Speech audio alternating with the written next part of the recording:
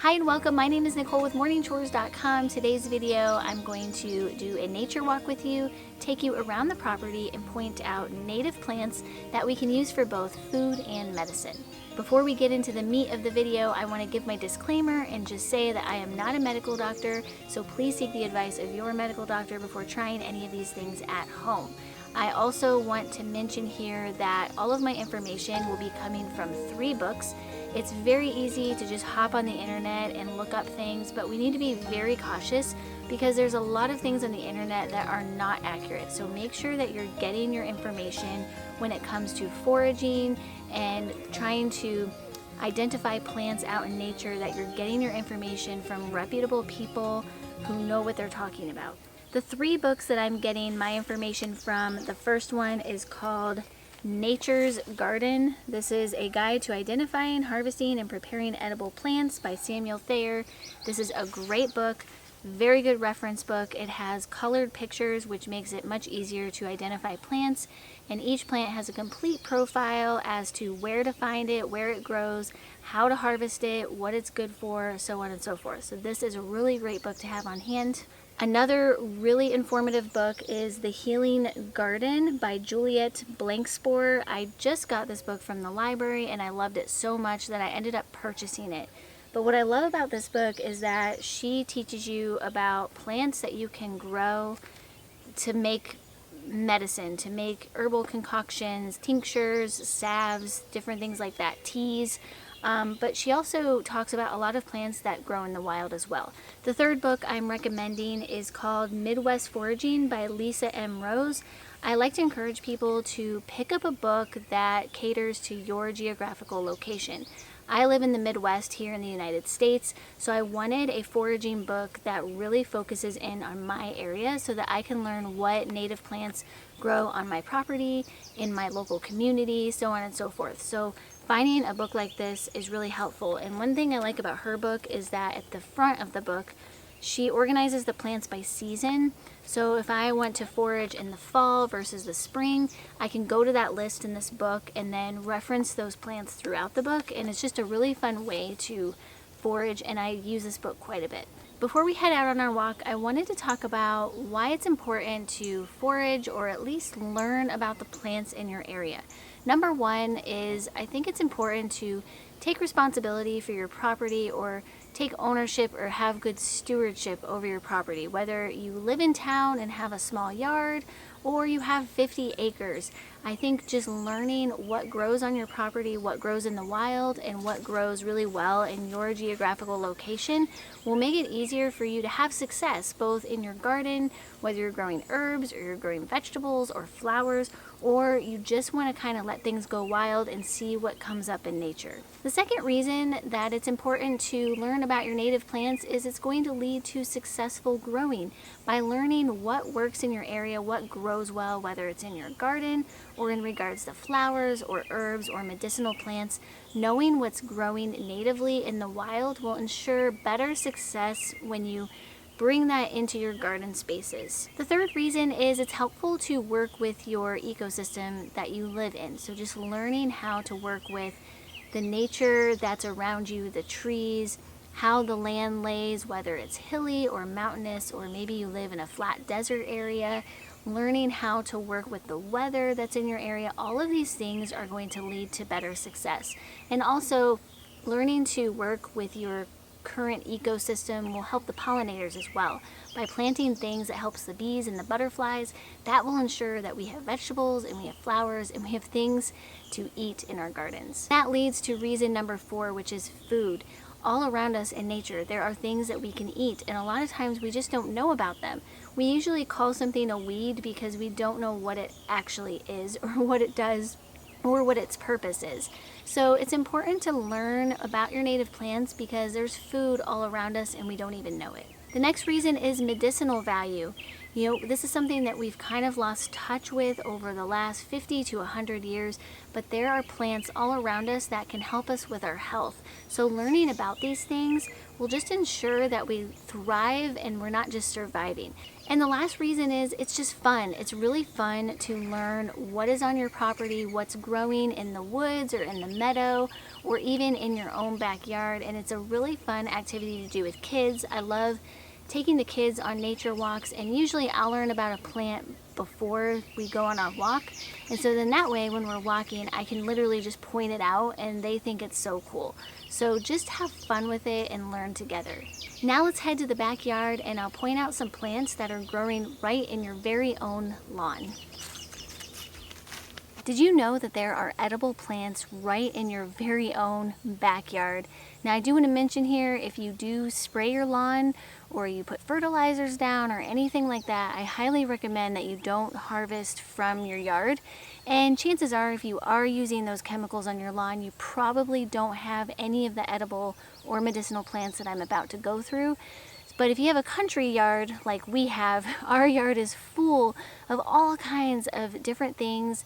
It's basically like a salad bar right in your backyard. So I'm going to share some plants that you can find just right in your backyard that are edible and medicinal. The first one is the dandelion. Now, dandelions are pretty much done by this time of year.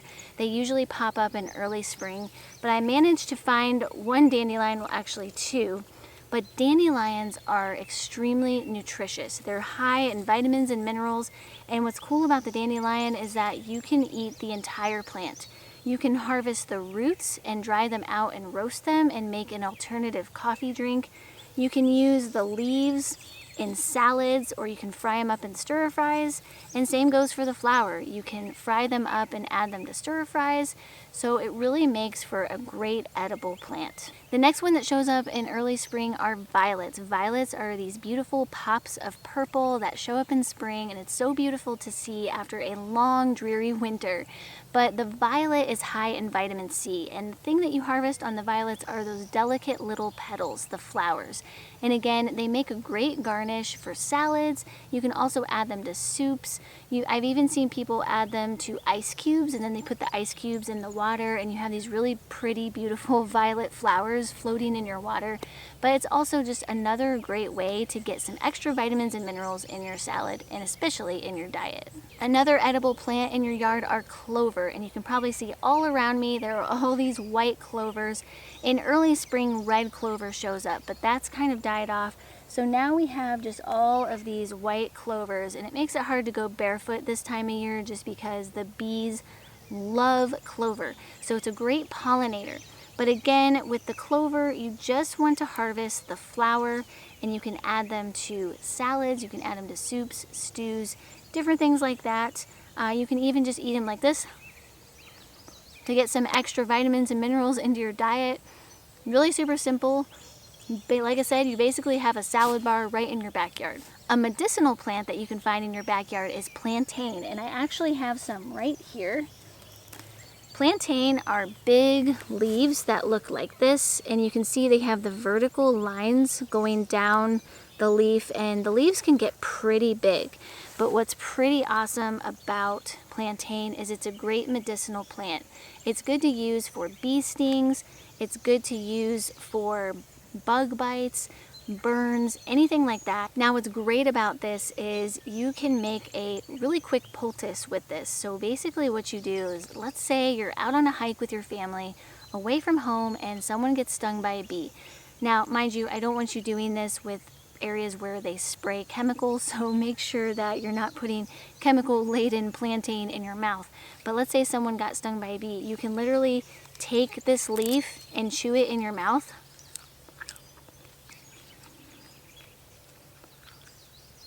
Once you get it good and chewed up and it looks like this, you basically place it right on your bee sting, and you just hold it there and it will take away the pain. You can also do the same thing for a bug bite and it will take away the itch. Plantain is amazing, and a lot of people will make salves with it. They'll put it in lotions.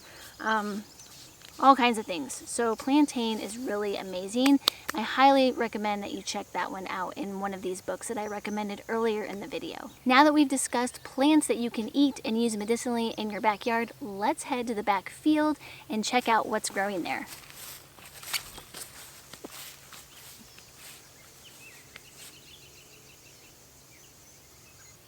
The first plant we found on our walk to the meadow is Queen Anne's lace. Queen Anne's lace I think is so beautiful. It just has this very delicate, old-fashioned, vintage kind of look. I actually use some in my wedding bouquet because I just love the way it looks.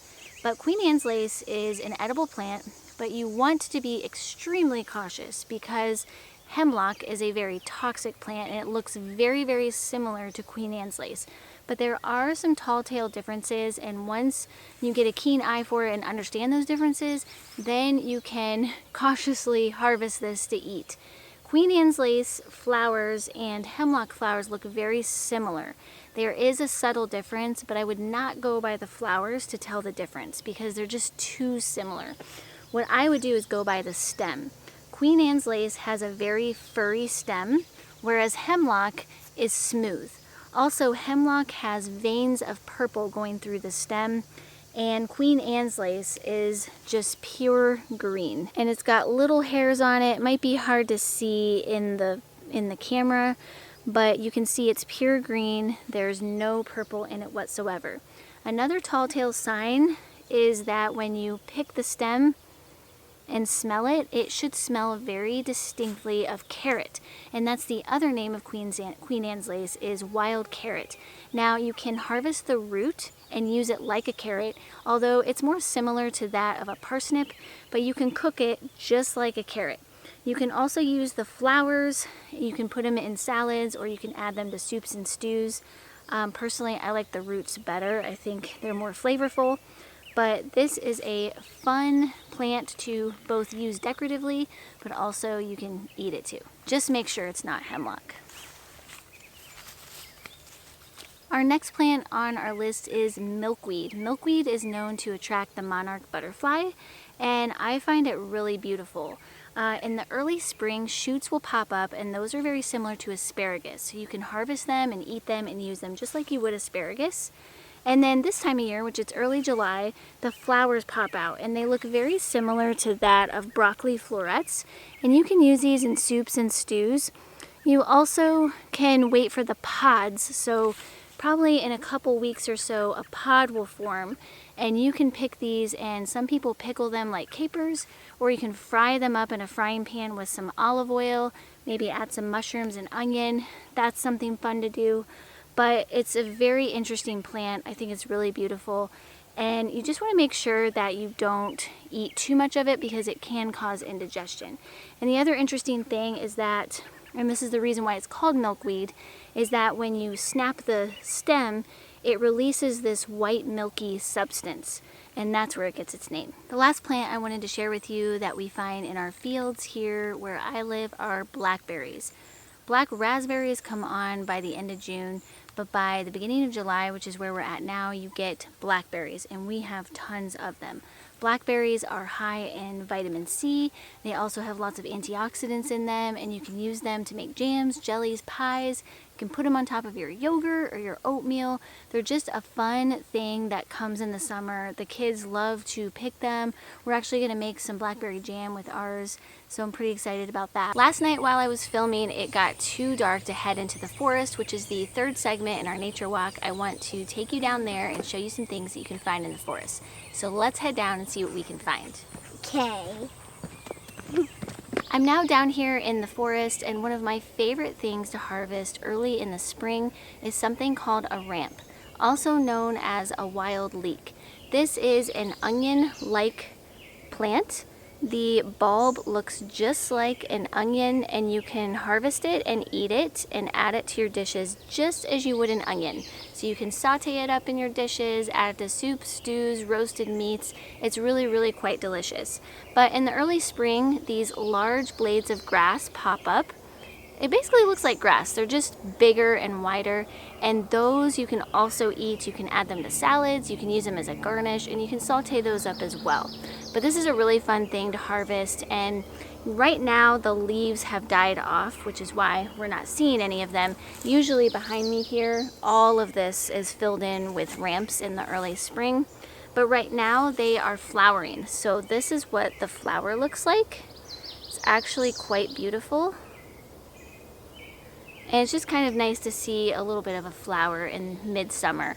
But this is a fun thing to harvest, and when I do harvest out in the wild, I try to keep in mind the rule of threes. So I will only harvest a third for myself, I'll leave a third behind for the wildlife, and then I leave another third behind to propagate for the upcoming years. If you harvest all the ramps out of your forest or your area, you're probably not going to get any in the upcoming years, so you want to keep that in mind. Down at the edge of my woods, we have a bunch of black walnut trees, and you can harvest the nut from a black walnut tree. Now, the nuts only appear every other year. They usually don't start falling till the end of summer. So you kind of want to start looking into August, going into September. But when they do fall, our driveway and this part of the road is just covered with black walnuts. Now, you'll notice by the picture that there's a green hull around the nut. And basically what you want to do is you want to collect these while they're still green, put them in a bucket and let them age and get a little bit darker. And then what you can do is you can remove the hull with a hammer, and then underneath that green yellowish layer there will be this mushy brown black stuff. You want to take a strong scrub brush and scrub that away, and that will reveal the nut. And then from there you can just crack it open just like you would a nut to get the meat out inside. Now, mind you that these nuts are not going to be perfectly intact like what you find in the grocery store. Sometimes they will break apart and you'll have bits and pieces, and it is a little bit tedious, but it is a fun project to do, especially with kids. Nuts are high in protein and they're very good for you, so it's nice to have a protein source on your property versus where the plants, I mean, they might have a little tiny bit of protein, but that's mostly for vitamins and minerals. You want to keep in mind when you are processing black walnuts that you wear gloves, because the green hull can leave a residue on your hands, so it is important to keep your skin protected. So I hope today's video was helpful and encouraging and get you out there exploring in your backyard to see what kind of plants are growing natively. You can also head over to morningchores.com. There's more information on native plants, foraging, using plants for medicinal purposes. You can check that out by clicking the link in the description box below. Hope you guys have a wonderful day. Get out there and explore, and we'll see you on the next video.